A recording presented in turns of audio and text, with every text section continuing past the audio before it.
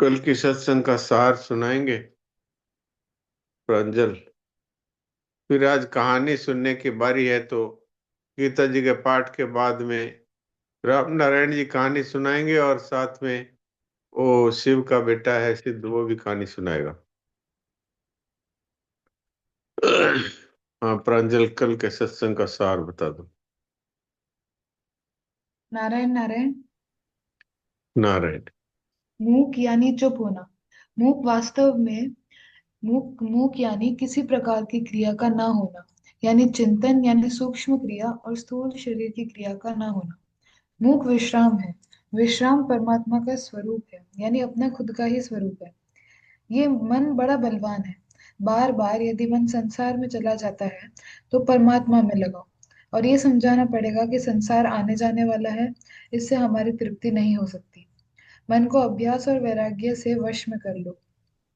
मन उल्टी सीधी बातें सोचता है या तुम सोचते हो? मन तो उसे ही पसंद करता है जिसे तुम पसंद करते हो। मन केवल औजार है। तुम केवल अपनी गलती को मन पर थोप रहे हो। संसार की वास्तविकता को समझ करके संसार को महत्व देना बंद कर दो, तो मन उस तरफ अपने आप नहीं जाएगा। विश्राम यानी जब जब हम संसार की वस्तु को अपना मानेंगे ही नहीं। विश्राम तब मिलेगा जब मन संसार का ही है, तो इसे अपना ना मानो। मन यदि आपका नहीं है तो उसमें जो कुछ भी आए उससे आपका क्या लेना देना। सारी क्रियाओं को रोक करके विश्राम नहीं मिलता।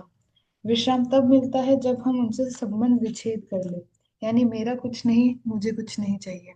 नारायण नारायण नारायण नारायण। ठीक है, बहुत अच्छा। मूक सत्संग का ये उपाय भी बताया और मूक सत्संग क्या है ये भी बताया।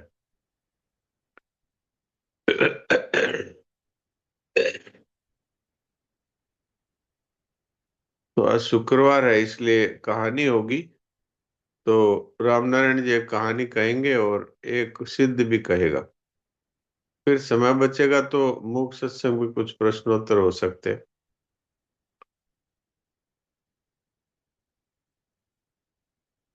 तो पहले गीता जी का शुद्ध पाठ का अभ्यास करते हैं।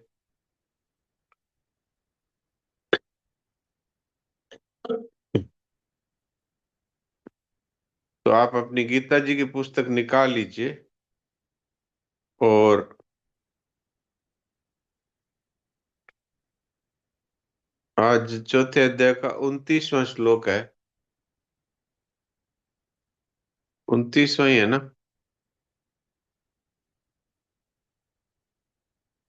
30वां है। और ये सोन जी हमेशा डाल देते हैं इसमें मैसेज में। चौथे अध्याय का 30वां श्लोक मैं बोलता हूँ 2 बार।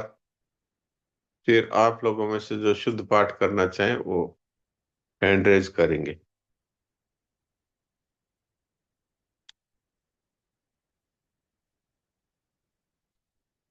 अपरे नियताहाराः प्राणान् प्राणेषु जुह्वति सर्वेऽप्येते यज्ञविदो यज्ञक्षपितकल्मषाः। चौथे अध्याय का 30वां श्लोक। अपरे नियताहाराः प्राणान् प्राणेषु जुह्वति सर्वेऽप्येते यज्ञविदो यज्ञक्षपितकल्मषाः। दूसरे कितने ही प्राणायाम के परायण हुए योगी लोग अपान में प्राण का पूरक करके प्राण और अपान की गति रोककर कुंभक करके फिर प्राण में अपान का हवन रेचक करते हैं तथा अन्य कितने ही नियमित आहार वाले प्राणों का प्राणों में हवन किया करते हैं। ये सभी साधक यज्ञों द्वारा पापों का नाश करने वाले और यज्ञों को जानने वाले हैं। पूरक कुंभक और रेचक पूर्वक प्राणायाम करना प्राणायाम रूप यज्ञ है। प्राणपान को अपने अपने स्थान पर रोक देना स्तंभ वृत्ति चतुर्थ प्राणायाम रूप यज्ञ है। अब आप में से जो पाठ करना चाहे वो हैंड रेज कर दे, तो उनमें से कुछ को मौका दिया जा सकता है। वेदांशी।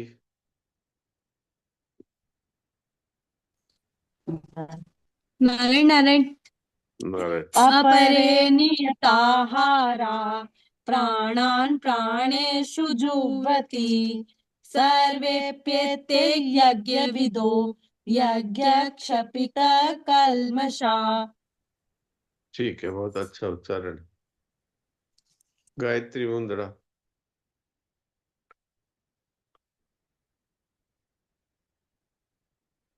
गायत्री जी, आप अपना माइक टच करेंगे तो खुल जाएगा।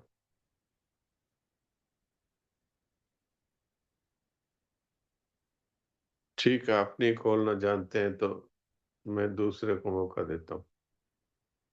कान्हा। राम राम। राम राम। अपरे नियताहाराः प्राणान् प्राणेषु जुह्वति सर्वेऽप्येते यज्ञविदो यज्ञशपितकल्मषाः। ठीक है। नारायण नारायण। हाँ, नारायण। कमला देवी।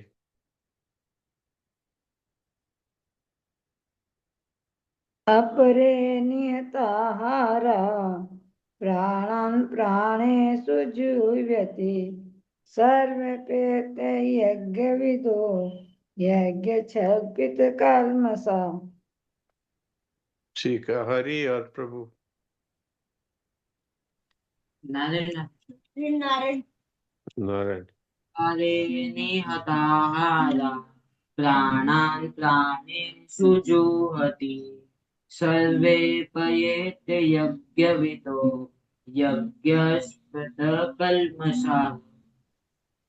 यज्ञ क्षपित कल्मषः। यज्ञशपितकल्मषाः। ठीक है। प्रीति। नारायण नारायण जी से प्रणाम कर रही हूँ। नारायण नारायण। अपरे नियताहारा प्राणान् प्राणेषु जुह्वति सर्वेप्येते यज्ञविदो यज्ञक्षपितकल्मषा। नारायण। ठीक है, अच्छा है।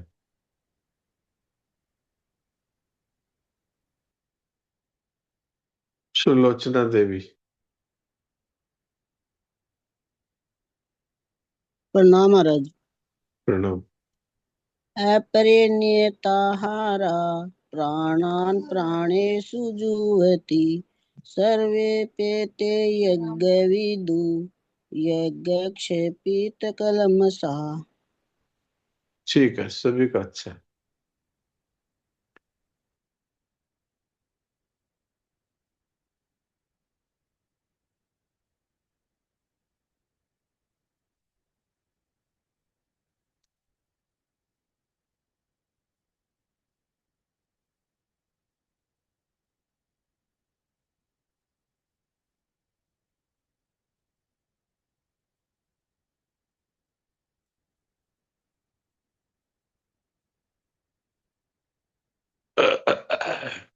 तो आज शुक्रवार है, कहानी का समय है। तो रामनारायण जी, आप अपना माइक खोल करके कहानी सुनाइए।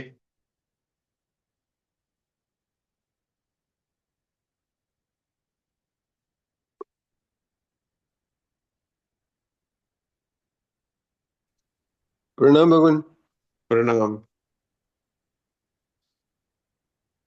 कहानी का हेडिंग है यात्रा बहुत छोटी है। यात्रा बहुत छोटी है, सुनाइए। एक स्त्री बस में चढ़ी और एक पुरुष के बगल में बैठते समय उसके बैग से उस पुरुष को चोट लग गई, लेकिन वह पुरुष चुप रहा, कुछ बोला नहीं। थोड़ी देर में उस महिला के पांव से उस पुरुष के पांव की अंगुली भी जोर से दब गई। इसके बावजूद भी उस व्यक्ति ने कोई प्रतिक्रिया व्यक्त नहीं करी, चुपचाप गुमसुम बैठा रहा। तो उस महिला ने पूछा, मैंने आपको बैग से मारा, आपके पाँव में चोट लगी, फिर भी आपने शिकायत क्यों नहीं करी? उस पुरुष ने मुस्कुराकर उत्तर दिया, इतनी छोटी सी बात पर नाराज होने की क्या जरूरत है, क्योंकि हमारी साथ की यात्रा तो बहुत छोटी है। मैं अगले स्टॉप पर ही उतर रहा हूँ।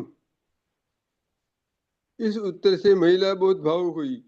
उसने उस पुरुष से माफी मांगी और मन ही मन सोचा, यात्रा बहुत छोटी है, ये शब्द सोने से लिखे जाने चाहिए।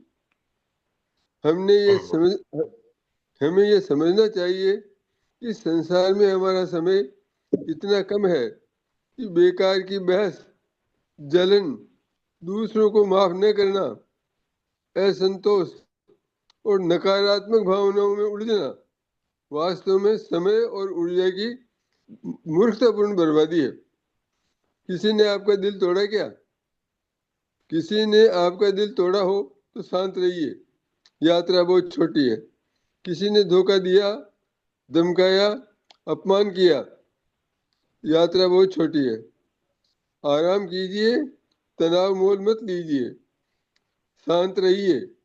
किसी ने अप्रिय टिप्पणी कर दी, उसको माफ कर दो, नजरअंदाज कर दो, उन्हें अपनी दुआओं में रखिए और निस्वार्थ प्रेम कीजिए, क्योंकि यात्रा बहुत छोटी है।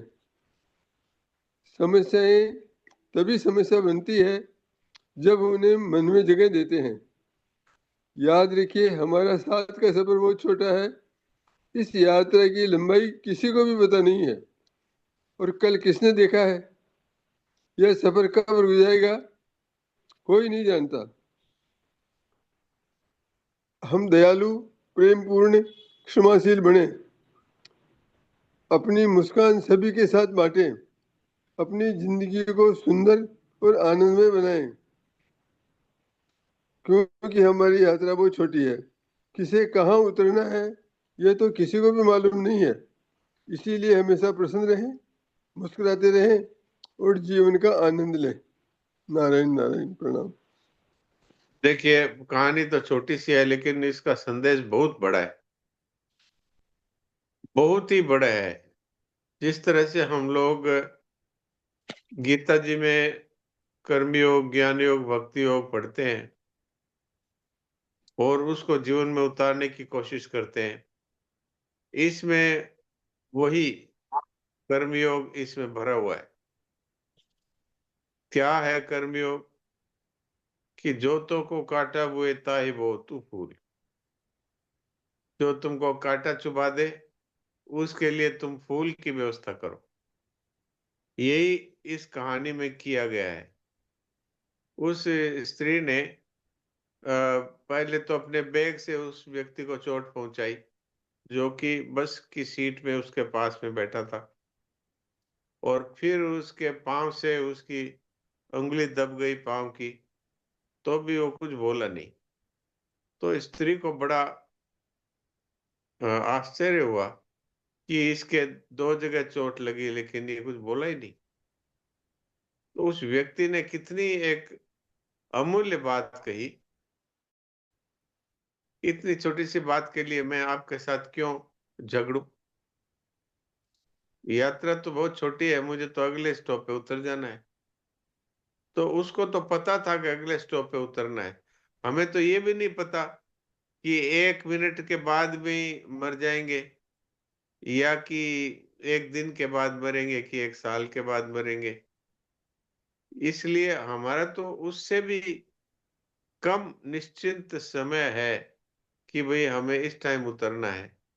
तो हमें तो और अधिक इस बात का एहसास होना चाहिए। किसी ने हमारा अपमान कर दिया तो उसका अपमान करने की मत सोचो, उसको उसका हित कैसे हो ये सोचो। क्यों? कि यात्रा हमारी बहुत छोटी है। किसी ने हमारे साथ बुरा बर्ताव किया तो उसके साथ बुरा बर्ताव करने की मत सोचो, उसका हित कैसे हो ये सोचो। क्यों? क्योंकि हमारी यात्रा बहुत छोटी है। और यही कर्मयोग का सार तत्व है कि जो तो को काटा हुए ताहि बहुत करत जो करे भलाई। तो ये एक बहुत ही महत्वपूर्ण हमारे जीवन के लिए ये कहानी है। तो इस पर हम सबको गंभीरता से विचार करना चाहिए, मेरे को भी, आपको भी, सभी को। तो हम भगवान के प्यारे हो जाएंगे इसी बात से। उसे उसको मनुष्य बनाया। देखो, ये बात कोई पशु नहीं सोच सकता, ये बात कीड़ा मकोड़ा नहीं सोच सकता, ये मनुष्य सोच सकता है। तो ये बड़े ही समझदारी की बात है। अब हम सिद्ध से कहानी सुनते हैं। हाँ सिद्ध, मैं तुमको अनम्यूट करता हूँ, तुम कहानी सुनाओ।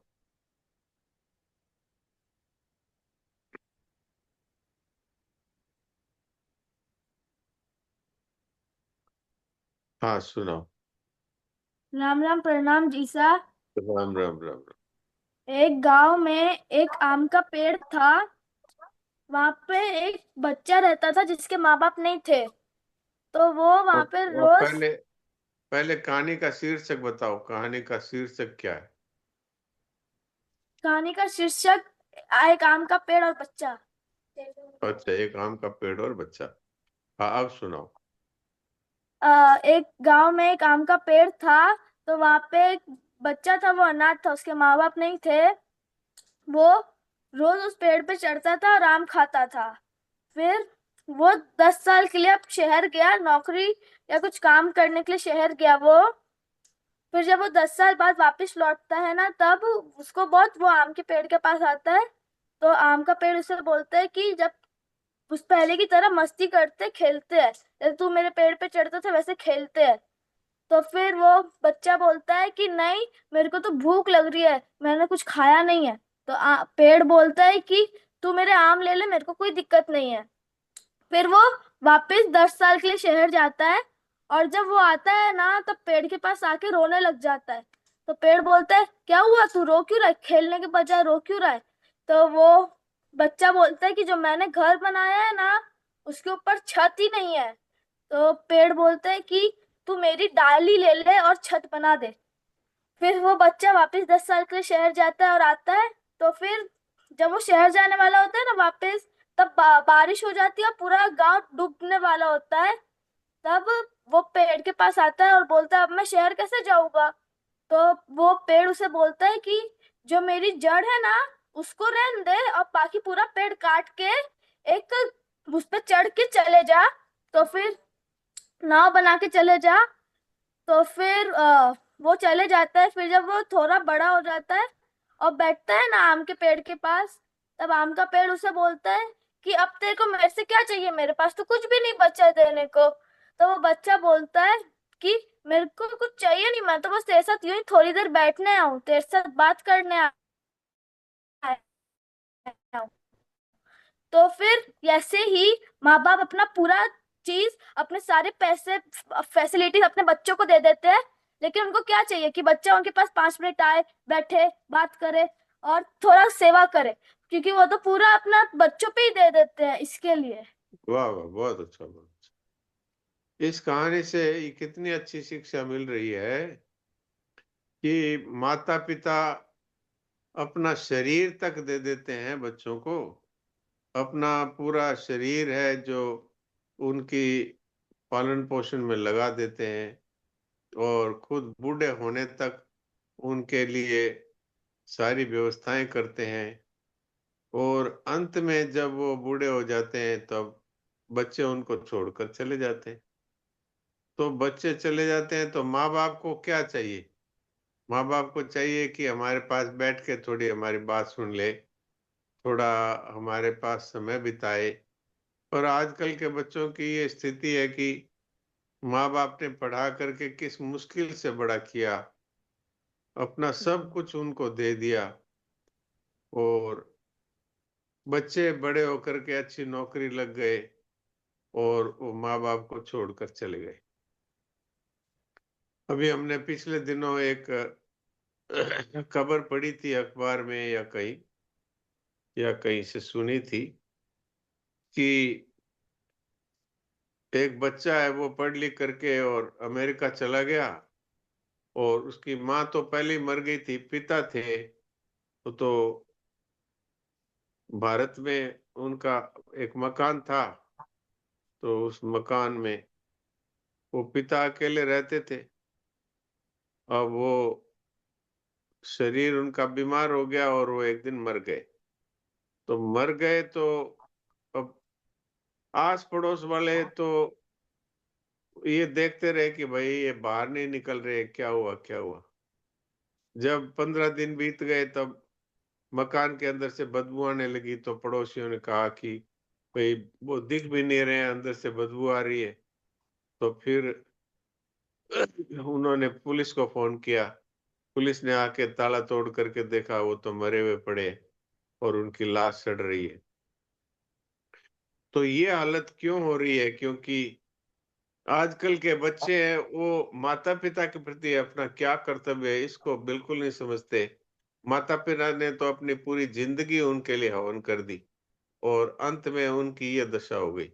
उनके पास समय नहीं है कि माता पिता से बात कर सके। और एक जगह मैंने ऐसा भी सुना कि ओ माता पिता दो ही रहते थे और बच्चा विदेश में नौकरी करता था। तो पिताजी ने उसको पत्र पत्र लिखा अथवा फोन किया कि तुम्हारे माताजी का शरीर शांत हो गया है। तो वो बड़ी मुश्किल से आया और आ करके और पिताजी से कहने लगा जल्दी जल्दी इस काम को सलटाओ, मुझे वापस जाना है। अर्थात माँ मर गई तो कोई उसको परवाह नहीं, वो ये देख रहा था वो जल्दी जल्दी सलटा दे ये काम तो फिर हम जाएं। और फिर है जो दो भाई थे, तो अपने भाई को बोल कर गया कि उसका भाई भी दूसरे एक शहर में था भारतवर्ष में। तो अपने भाई को बोल दिया इस बार माँ की मौत पर मैं आया हूँ, पिता की मौत पर तुम ही काम कर लेना, मैं नहीं आ पाऊंगा। आप सोचिए कि जिन माँ बाप ने उनको पढ़ाया लिखाया, विवाह शादी की, उनके लिए इतना कुछ किया, उनकी ये दशा है। तो ये पेड़ और बच्चे की कथा यही कहती है कि बच्चा जब भी आता तो पेड़ उसको सहायता करता। यहाँ तक कि अपने आप को ही उसने होम दिया उसके लिए कि भाई बाढ़ आ गई है तो तुम मेरे को जड़ छोड़ दो, बाकी सब काट लो, काट के फिर इसकी नाव बना के चले जाओ। तो माता पिता इसी तरह से अपना सब कुछ होम देते हैं, लेकिन बच्चों की क्या दशा है, वो उनके पास 2 मिनट बैठते भी नहीं। लेकिन उस बच्चे ने आकर के उनके पास बैठा तो पेड़ ने यही कहा मेरे पास कुछ नहीं है, तुम क्यों आए हो? नहीं, मैं तो आपके पास बैठने के लिए आया हूँ। तो कम से कम जो बूढ़े माता पिता है उनकी सेवा तो अवश्य ही करनी चाहिए। और उनकी सबसे बड़ी सेवा यही है कि उनके भरण पोषण की व्यवस्था करें, उनके पास बैठ करके कुछ समय उनको दें, तो ये बहुत बड़ी सेवा हो जाती है उनकी। तो अब वही कलयुग आ गया इसमें। कुछ बच्चे तो अपने माँ बापों को वृद्धाश्रम में छोड़ देते हैं, और कुछ बच्चे ऐसे भी हैं जो उनसे भी गए गुजरे हैं, वो माता पिता को ऐसे ही सड़क पर छोड़ देते हैं। महाराज जी, स्वामी जी राम सुखदास जी महाराज ने एक बार बताया कि जैसे मेला होता है ना, प्रयाग का मेला है और उज्जैन का मेला है, ऐसे बड़ा मेला था। तो एक बेटा अपने बाप को लाया और उस बड़े मेले में ये बोल के लाया चलो आपको मेला दिखाते हैं, वो प्रयाग का मेला है वहाँ। तो वहाँ वो मेले में ले आया और वहाँ मेले में छोड़ करके चला गया, कहाँ गया पता ही नहीं। अब वो बाप बेचारा बैठा बैठा थक गया, बेटा गया गया आया ही नहीं। तो फिर चिल्लाने लगा कि मैं भूखा मर रहा हूँ, मुझे कोई, मेरा बेटा कहीं चला गया, मुझे, मैं भूखा मर रहा हूँ। तो महाराज जी उसी की भाषा में बोल के बताते थे, अरे भूखा मरू रे, भूखा मरू रे, मारो बेटो चले गयो, मैं भूखा मरू रे, ऐसी उसकी दशा। अब वो वहां उसको छोड़ के ही चला गया, आया ही नहीं वापस। तो अभी ये कलयुग का ऐसा प्रभाव आ रहा है कि जिन माँ बाप ने अपना सब कुछ होम दिया, उन माँ बापों की ये दशा आज हो रही। पहले भारतवर्ष में कभी वृद्धाश्रम नहीं हुआ करते थे, ये विदेशों की संस्कृति है। अब भारतवर्ष में वृद्धाश्रम बन गए, क्योंकि बेटा बहू सब अपना अपना अपना अपने अपने संसार बसा लिया। माँ बाप जिन्होंने अपने को सब कुछ अपना हो करके हमें बड़ा किया, योग्य बनाया, सब कुछ किया, उनको छोड़ देते हैं। तो ये भगवान इससे बड़े नाराज होते हैं और उन लोगों की बड़ी भारी दुर्गति होती है। उनका बुढ़ापा भी इतना भयानक गुजरता है और फिर मरने के बाद यमलोक में जाते हैं और फिर जो है नीच योनियों में जन्मते हैं। कुत्ता और गधा ऐसी नीच योनियों में उनका जन्म होता है। और तो ऐसे लोगों, तो हमें इन बातों से ये शिक्षा लेनी चाहिए भाई कि मनुष्य जीवन मिला है तो हम कम से कम मनुष्यता तो धारण करें, देवत्व धारण करें अथवा परमात्मा का चिंतन करें, तब तो बहुत ही बड़ी बात है। और दूसरी ये शिक्षा मिलती है कि भाई ये जीवन बहुत छोटा है, यात्रा बहुत छोटी है, इसलिए कोई हमारे साथ यदि दुर्व्यवहार भी करे, कोई हमारी निंदा करे, कोई हमारे बुराई करे, तो उसके साथ भलाई से जवाब दे। क्यों? कि यात्रा बहुत छोटी है और यहाँ पर हम गाली का जवाब गाली से देंगे, मार का जवाब मार से देंगे, तो ये मनुष्यता नहीं होगी। तो हम मनुष्य है, इसलिए हमें ये बात हमेशा याद रखनी है कि भाई यात्रा बहुत छोटी है, तो इसमें पता नहीं कब क्या हो जाएगा। तो ऐसा काम करें जिससे भगवान प्रसन्न हो, ऐसा काम करें कि जिससे संसार में सभी लोगों के लिए हम उपयोगी साबित हो जाए। और संतों की तो यही विशेष बात है कि भाई अपना बुरा करने वाले का भी भला करते हैं। श्रद्धेय श्री सेठ जी के जीवन की बात सुनने को मिलती है कि एक स्त्री उनसे बहुत द्वेष रखती थी। वो इतना द्वेष रखती थी कि जयदयाल का कलेजा खाऊं तब मेरे को शांति मिले, इतना द्वेष रखती थी। लेकिन एक बार उसके बेटी का विवाह था, तो बारात आ गई और सेठ जी को पता लगा कि बारात को लेने स्टेशन कोई नहीं पहुंचा अभी तक। तो सेठ जी अपने आदमियों को लेकर के गए और उनके बारातियों का स्वागत करते हुए उनको जहाँ ठहराने की व्यवस्था थी वहां लेके आए। तो उस स्त्री को पता लगा तो उसको बड़ा आश्चर्य हुआ। तो आप सोचिए, ये है संत। उमा संत की यही बड़ाई, मंद कर जो करे भलाई। तो ये आज की दोनों कहानियों का ये हमको भाव समझ करके अपने जीवन में उतारना चाहिए। ये कहानियां है ना, ये वास्तव में हमारे लिए शिक्षा है। तो इनको अपने जीवन में अगर हम शिक्षा के रूप में लेकर के जीवन को अगर इसके अनुसार बनाए, तो हमें ये कहानी सुनने का और सुनाने का विशेष फायदा होगा।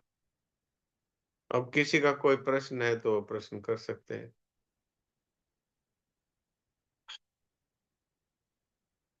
कोई 4-5 मिनट का समय बचा है। आज हमारे एक साधिका ने कुछ रिपोर्टें भेज दी थी उनके भाई के बीमारी की। तो उन रिपोर्टों को देखने में मेरे को समय का ख्याल ही नहीं रहा और 8 बज गए, तब मैंने शुरू किया। वैसे तो मैं 8 बजने से लगभग 3 मिनट पहले शुरू कर दिया करता हूँ,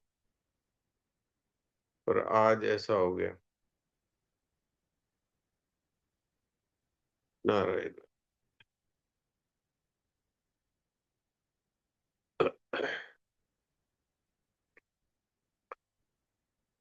तो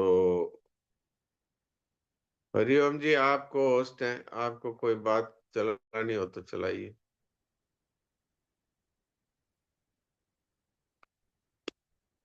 सोन जी, जयेश भाई, इन सबको को होस्ट बना रखा है।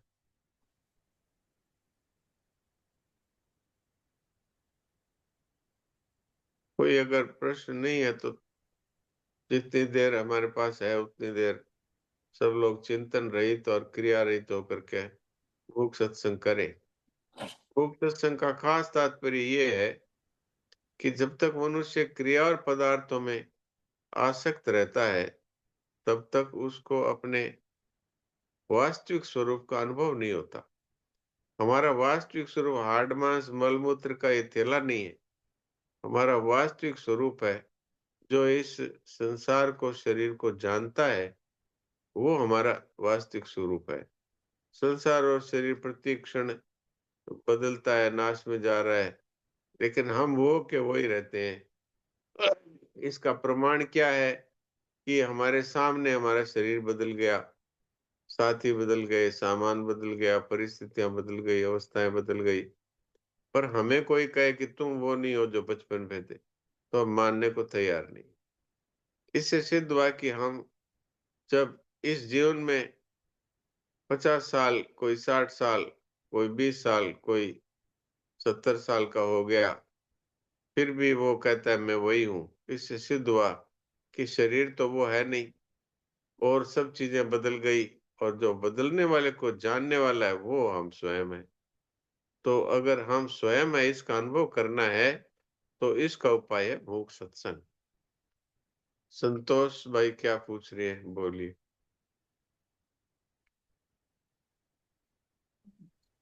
हाँ, राम प्रणाम जी साहब। हाँ, राम राम, बोलिए। आपका नेटवर्क ठीक हुआ कि नहीं? नारायण नारायण, लगता है अभी तक पूरा ठीक हुआ नहीं नेटवर्क। पहले तो कुछ थोड़ी थोड़ी आवाज तो आई थी, अब राम आवाज राम बंद हो। राम राम। आपका पूरा नेटवर्क जी ठीक साहब। नहीं हुआ है, बीच बीच में आवाज टूट हाँ रही है। जी साहब।